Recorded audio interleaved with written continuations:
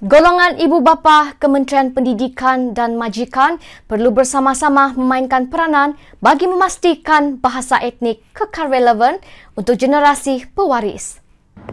Pertama, saya mengajak untuk semua ibu bapa, karena saya juga seorang bapa, untuk menjalankan tanggung jawab kita. Tanggung jawab pertama itu letak bebannya kepada ibu bapa untuk memastikan bahasa etnik atau bahasa ibunda itu dikomunikasikan, digunakan di dalam rumah sendiri.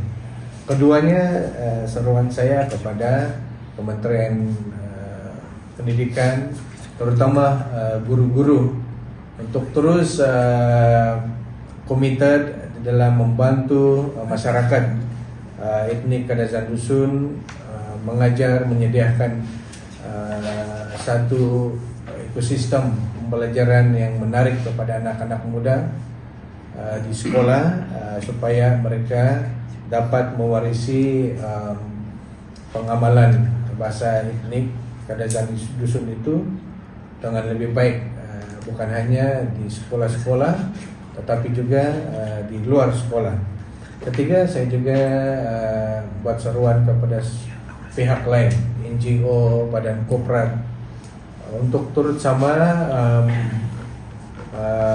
memberi penghormatan peranan yang dibuat oleh institusi pengajian, peranan sistem pendidikan kita, dan apabila mereka membuat pengambilan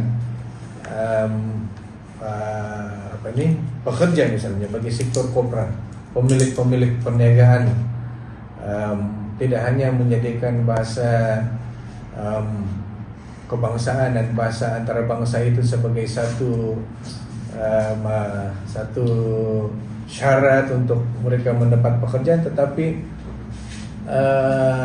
mereka yang menguasai bahasa ibunda harus menjadi nilai tambah kepada pengambilan mereka sebagai pekerja.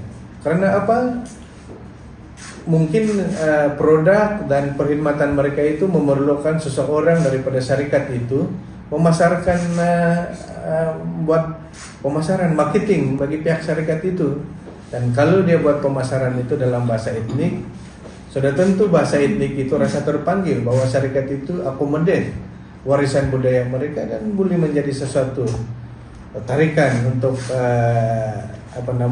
rakyat daripada etnik itu membeli ataupun menggunakan produk ataupun perkhidmatan mereka. Iwan turut menyeru masyarakat Kadazan Dusun dan pemimpin agar bersatu hati memastikan apa yang terkandung dalam sistem pendidikan itu dihargai dan dipertahankan. Seruan saya kepada semua pemimpin, terutama pemimpin parti politik yang sudah tentu mempunyai alat tujuannya, mempunyai kepentingannya, mempunyai pandangannya terhadap bahasa etnik, untuk kita menghargai apa yang telah berada dalam sistem pendidikan kita. Contohnya pengajian bahasa Kadazan Dusun, penggunaan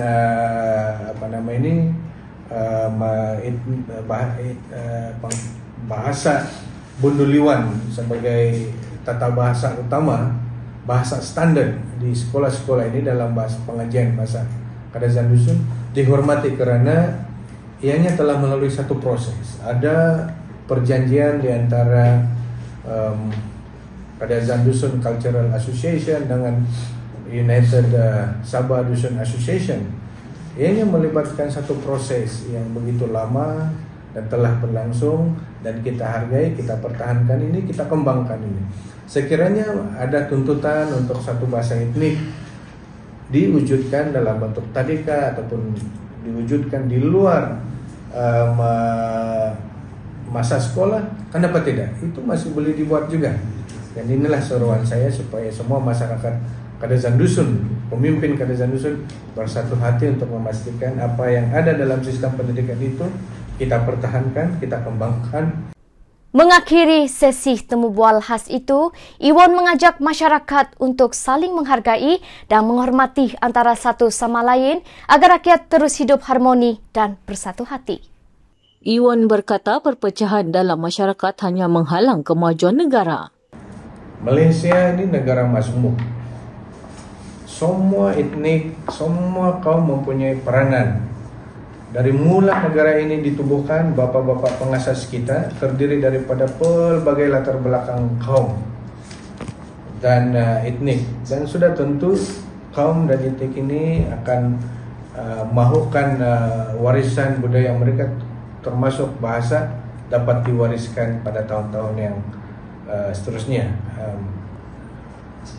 Kepelbagaian inilah boleh menjadi kekuatan. Kepelbagaian ini boleh menjadi kekuatan, boleh juga menjadi kelemahan kita, terutama bila kita tidak mahu mengambil inisiatif untuk saling menghargai dan saling menghormati perbezaan identiti ini.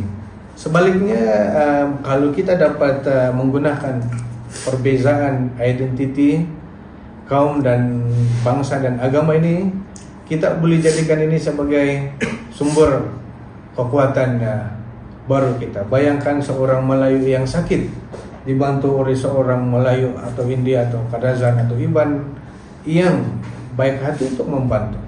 Bila seorang Kadazan dusun memerlukan pembelaan, rakan daripada kaum lain datang membantu. Ini yang kita mau, dan semua itu bermula daripada rasa hormat dan rasa menghargai kita kepada identiti kaum masing-masing. Menurut Iwan, kerjasama antara kaum dan agama adalah kekuatan negara kita.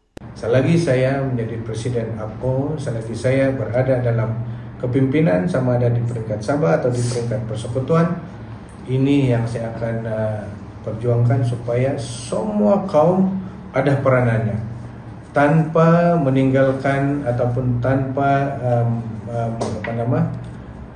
semua ada peranannya, dengan memastikan bukan hanya warisan dan identiti dapat diberi perlindungan dari segi undang-undang, dari segi perlembagaan, tetapi juga menggunakan kerjasama antara kaum dan agama itu sebagai satu kekuatan untuk mempertahankan negara kita. Dan saya berharap rakan-rakan pemimpin lain yang datangnya daripada parti ataupun pimpinan NGO ataupun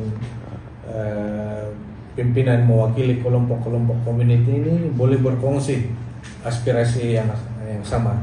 Mari sama-sama pertahankan negara Malaysia yang majmuk ini. Mari sama-sama bina negara ini, bermula daripada kepelbagaian yang kita saling menghormati, yang saling hargai ini, untuk negara kita lebih baik daripada apa yang ada selama ini.